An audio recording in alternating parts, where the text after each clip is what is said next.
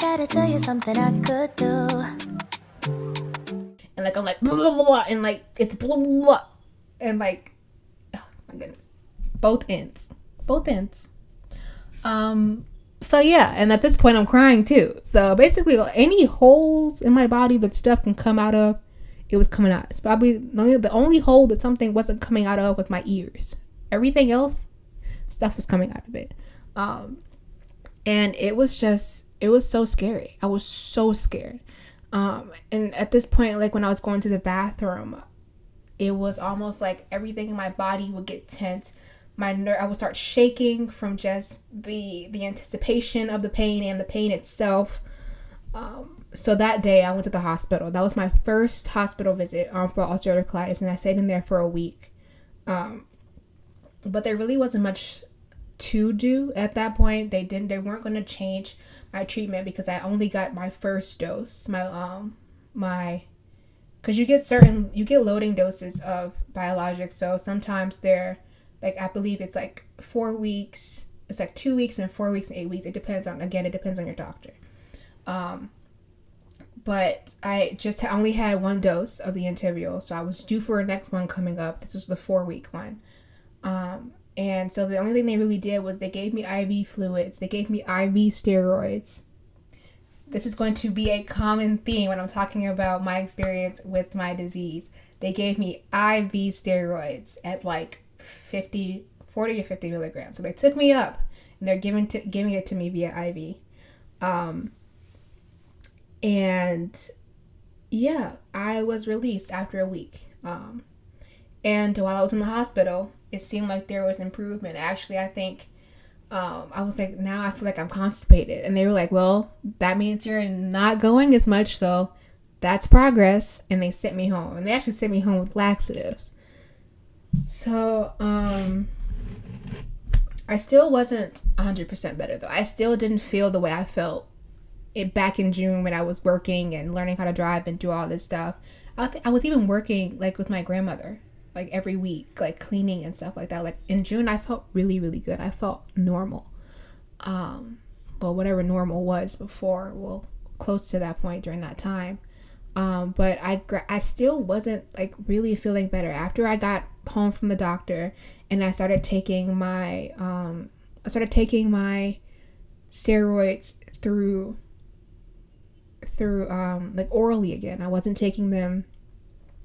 Of course I wasn't getting them through the IV because I wasn't in the hospital anymore.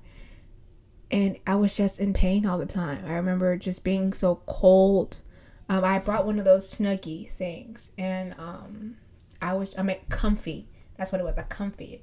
I have a comfy, and I was just in that all the time. I was in school in that. I was just desperately trying to keep up with everything. It was a long senior year.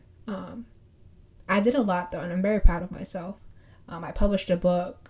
I started a second business. I was able to push through the pain definitely during that point, but it was still hard. So during that time, eventually, one of the good things about being in the hospital is that in the hospital, I was taking somewhere between 1,800 milligrams of mesalamine. I don't remember exactly. But they broke it up. Like I take half in the morning and half in the afternoon, like closer to bedtime. Well, half in the morning, half in the evening. And watching how my body responded to the medicine, I was like, I'm cramping and I'm in pain all day, but when I take this mesalamine, I feel worse. And there was just like, if I'm cramping and I'm aching all the time, when I took the mesalamine, it was more of like a burning. Like my insides were on fire. That's the only way that I could really explain it to them of how I was feeling. So she was like, well, let's stop that. Let's stop the mesalamine. And it did help. It helped to a certain extent. It took away that feeling. So it made going to the bathroom more tolerable. It made the cramping more tolerable. So I just wasn't responding to that medication well. And I was taking, at this point, I was trying the enemas, and I was trying taking it like in pill format. So I was getting a lot of it. I lost my place. I'm talking a lot, but in a way, like, I hope this is helping. I'm trying to make sure I just don't forget anything. It's been a long time since. It doesn't feel like, well, it was like it's 2020. It only was like two years ago since I was officially diagnosed, but like so much has happened. And I just want to make sure that I'm being super transparent about everything. So, moving ahead, I continued taking my IV steroids, the prednisone, and I continued taking the Entyvio infusions. And at this point with the steroids, I went up again. So I was back on like 40, and I was there consistently. There wasn't any taper. And along with the Entyvio, it seemed like everything was working. And I think I was successfully off the prednisone for like a little while, like a very short period of time. But again, this is closer again to the summertime. Everything came back, and I was telling my doctor just about my symptoms. I was like, I'm cramping, I'm bleeding again. It feels like I'm having a flare, because before this, and this is around May, so it's almost been like a full year since I was been officially diagnosed. I remember this is before my high school graduation. We do another colonoscopy because my doctor was really adamant about doing a colonoscopy before I went away to college. And I went to college. I'm currently enrolled in college out of state. So we did the colonoscopy, and she was like, well, your colon doesn't look inflamed. It looks like there's different types of remission. And there, again, it's too much to get into for this video. I think I'm already at like 25 minutes. But there's different types of remission, and it looked like I was just, based on my colonoscopy, it looked like I had achieved one of those. So she was like, this looks really good. But almost like 2 weeks after that is when the blood in my stool came back, the cramping came back, rapid weight loss because I'm not able to eat with all the pain. And so I'm telling her all of this. I'm telling her that it feels like I'm flaring again, and she orders stool test. And I've also been stool tested before during the first time, because they always want to rule out, you have a high chance of getting infections with ulcerative colitis, and they want to make sure that you don't have any infections before they start you on any new medication or anything like that.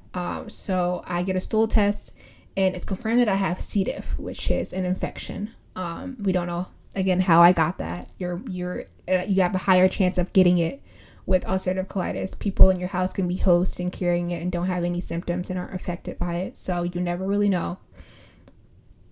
And I started taking antibiotics for the C. diff.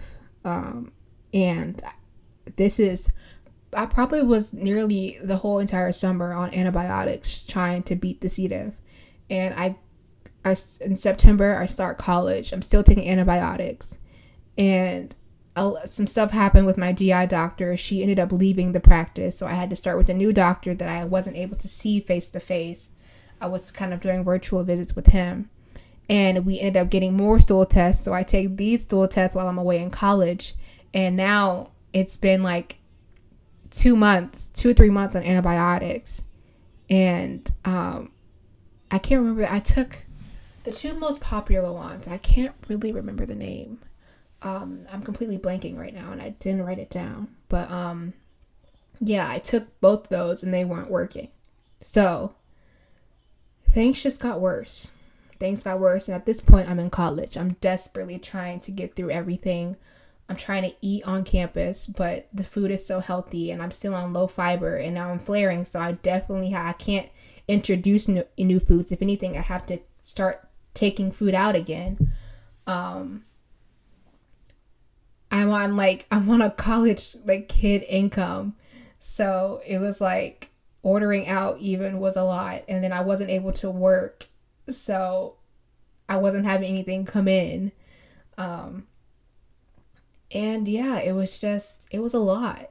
I loved school. I loved the friends that I made. I loved everything about being away at college, but I was just so sick, and I gradually felt myself just getting worse. It was really bad, and I was like, I felt bad, and I it's a big difference between feeling bad and being around your family versus being around these people. They possibly could care about you in college, but they're still very new people in your life, and they don't know how you look when you're well. They don't know what a normal Kayla looks like. So them seeing me sick, this is how they met me. So it's more so they're not seeing anything that's abnormal until like, I think me too, I wear bigger clothes. We had on masks, so you can't really see any differences in the faces until I take it off. So there was a lot of variables in the situation. So this leads up to the last weekend I spent in college, was like the weekend of Halloween. And then that week I tried to like stick it out until it was like the first week of November. I tried to like stick it out and wait till the end of the week so that I can like take care of everything with my professors and my classes and all of that. But I remember waking up one morning and I went to the toilet, and my head was just spinning. I was in so much pain. Everything just hurt. My whole body was just, I felt like I was torturing myself. And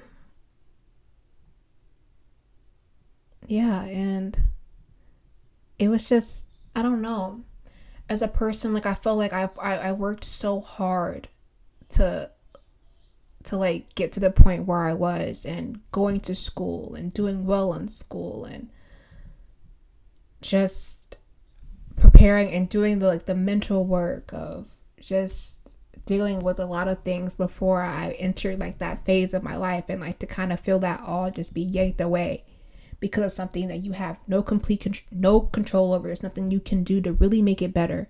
You're not actively contributing to making it worse. It's just your body doing something to itself. It was really hard.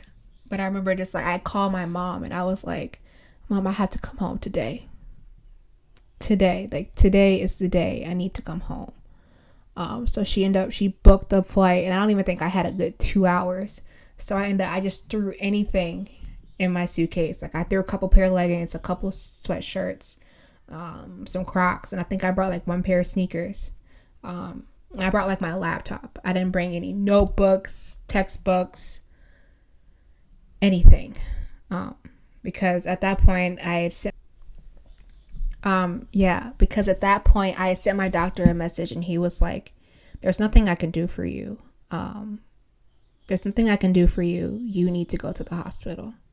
So I was like, if I have to go to the hospital, and this was like a day before. So I was trying to stick it out for the rest of the week so that I can just leave on the weekend and not disrupt any of my classes or anything like that. But I just couldn't. I couldn't wait any longer. I had to leave. And I remember just walking through LaGuardia Airport, and at one point, like I'm on the phone with my mom and she's in my ear, but I'm so lightheaded and I'm trying to push my suitcase, and I'm so lightheaded that like I feel the world spinning, and like my vision is blurry. I'm sweating. I'm hot. And I just have to sit down. I was like, my flight, I was already kind of like pushing it, like through the checkpoints and everything. I was running behind, but I was like, I have to sit down. If I don't sit down, I'm going to pass out. And I truly believe like I was like on the brink of passing out. If I didn't sit down, when I sat down, I would have been like laid out in the airport completely by myself. And that was my main thing too. I could have easily just went to the hospital. I go to college in New York, so I could have easily just gone to the hospital in New York. They have some of like the best hospitals and everything, especially for what I have. But if I knew the first thing when I got to the hospital, they were gonna pain meds, all of that stuff was gonna be the first thing, and I just really needed my family to be by my side and just to be able to communicate on my behalf, because I didn't have anybody to do that while I was in college. I definitely had people that would have tried, but they didn't know enough. I'm still like very private, and even opening up and talking about this online is a lot, and I've tried to get more comfortable with it, because keeping it inside, it's just it's a nightmare. It's a nightmare, and it's like you're living through the nightmare, but then also just only talking to your family, or only talking, or a couple. Family is very broad. Only talking to like your mom and your dad and your siblings, versus talking to some of your friends about it. It's a big little, my words, I'm getting choked up. It's a difference. It's a big difference. So yeah. So yeah, I was, at this point, I make it back home. I'm in the hospital. I end up going to I go to a different hospital, BCU Medical Center. I go there. So I fly back home to Virginia, and I go to the hospital, and they're running my labs. Literally, I was waiting in the waiting room for hours, but they pulled me back, and they checked my levels. And the only reason I wasn't waiting in the waiting room all night is because my hemoglobin levels were like a 6. They were like at a 6. That's really bad. That's really, really low. I think the average is around like, I can't remember the average number. I think it's around like, I don't know. I can't remember the average. It's definitely like either double or triple that amount, but mine was really, really low. So I immediately get my first blood transfusion when I'm there. They hook me up, and I get a blood transfusion like as soon as I'm not even back in a room yet. They like pull me to like this little area, and I get a blood transfusion. And finally I get checked into the peds floor. And my doctor, and they're looking at my levels. They're just like assessing me and everything. And they were like, if you would have stayed in New York, and continuing on the same, like continuing as you were in the next, because at this point I was missing classes too. So I was really just I have a single dorm. So I was really just in there by myself. And, they're like, if you were in there and you would have stayed, you would have been passed out in your dorm. Like you wouldn't have lasted, much longer, just doing that. So that was really scary. And this is November. This is like the first week of November, and I'm in the hospital. And I wish I could say things got better after that, but it didn't. And it led to a lot. Eventually led to surgery, which I'll get into. I want to explain everything. Promise you, everything. This is just like the icing on the cake. It just like my diagnosis, and kind of leading me up to where I am now. If anyone has any questions about anything, just leave them below, and I'll answer them. Or if they're really good, well, no question is a bad question, I think. But if I feel like I need to like expand on it further, if it's a really good talking point, then I'll definitely make a video about it. But yeah, you can follow me on Instagram at Wildflower. I'll link everything in the description box below.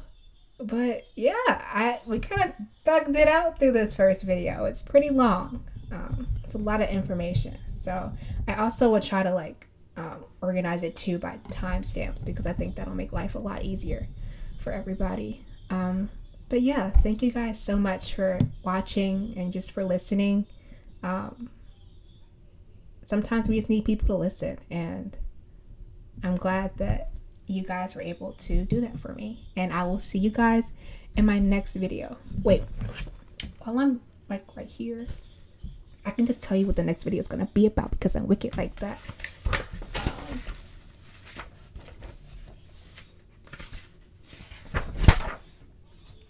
ASMR with pages.